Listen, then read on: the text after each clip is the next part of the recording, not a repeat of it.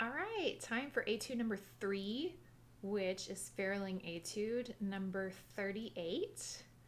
And this etude is in the key of B major, and I know I'm getting some boos right now because I know a lot of high school students dislike the key of B major. I'm sorry, not sorry.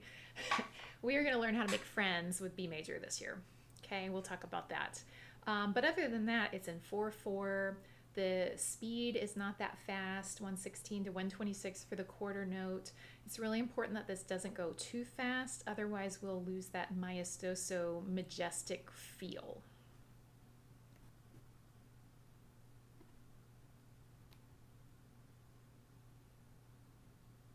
All right, in order to feel more comfortable and confident with your B major scale, I think there are really 2 intervals that you should focus on in order to improve finger facility. And the first of those is the C sharp to left D sharp. So when we're doing that, the primary fingers stay stationary, and what we're doing is really alternating between the pinkies. And a lot of students who aren't comfortable with C sharp to D sharp, it's because their fingers are sliding. Their left hand fingers are sliding when they reach for the D sharp key. So I would encourage you to practice C sharp to D sharp back and forth slowly, and making sure that your primary finger stays stationary. And if you do that for 20 seconds, that's a lot of back and forth every day. So 20 seconds a day, we can commit to that. The other interval that causes problems on oboe is G sharp to A sharp, because of the coordination, right? We're lifting 2 and putting 1 down simultaneously, or vice versa if we're going the other direction.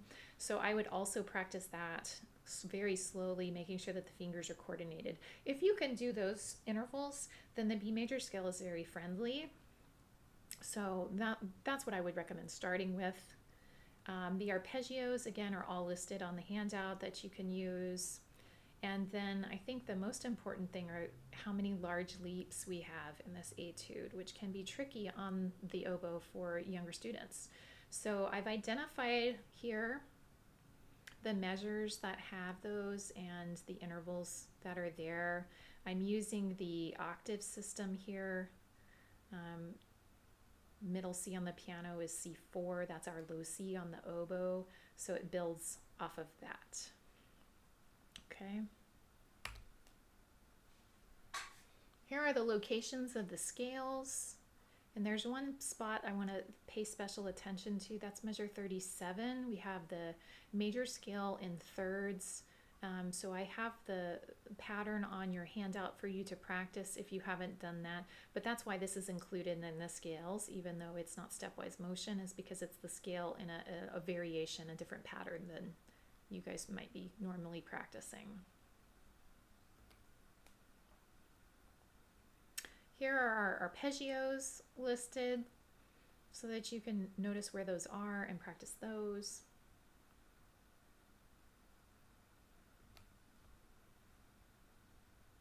All right, things to pay attention to.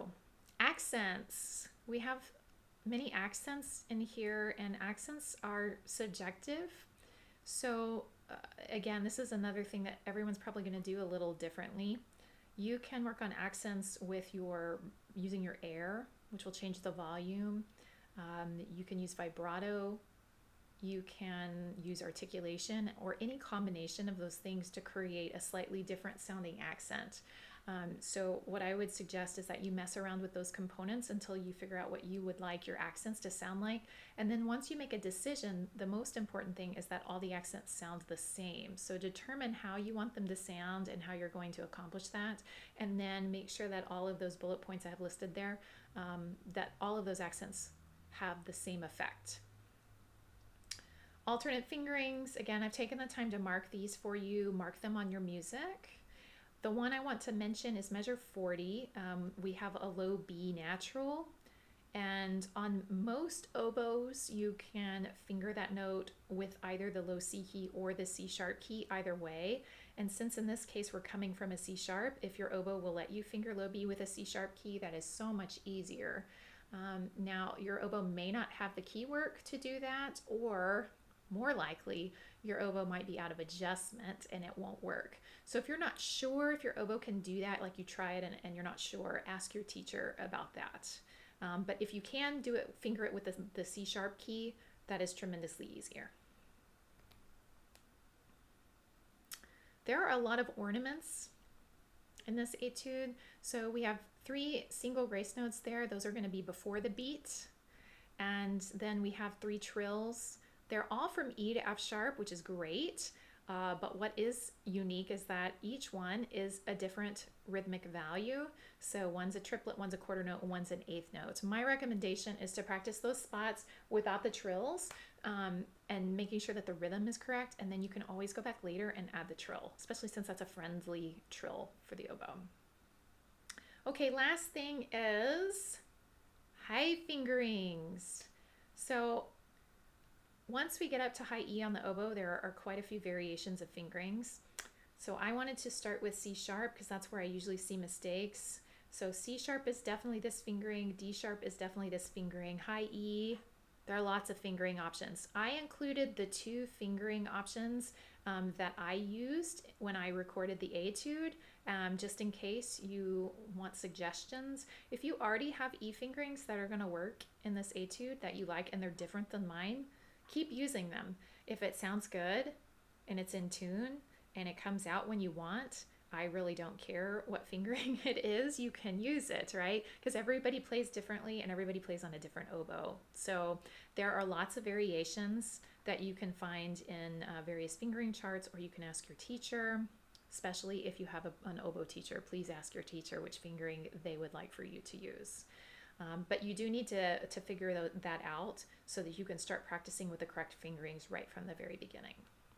All right, let's listen to the final recording. This is the recording of etude number 38.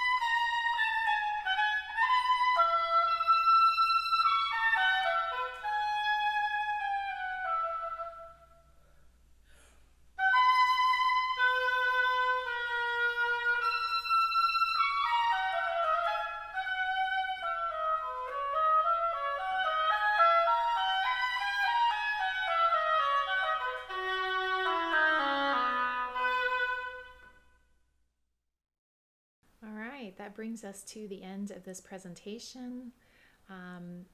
We focused on the technical aspect of the etudes today, but I want to remind you that the whole point of playing music is to express your thoughts and your feelings. So please remember when you're working on these to enjoy yourself and enjoy the beauty of the music. If you feel like you need more assistance, there's a couple of ways that I can continue to help. Number 1, I'm going to be uploading a series of YouTube videos throughout the semester with tips and practice tools that you can use, so look out for those. You can also email me. My email address is right here. If you have any questions, I'm available for lessons, for master classes, online as well as in person. And please remember to scan the QR code so that you can download the handouts that I've created and use that as a practice tool. Thank you so much for coming to my presentation, and best of luck this year.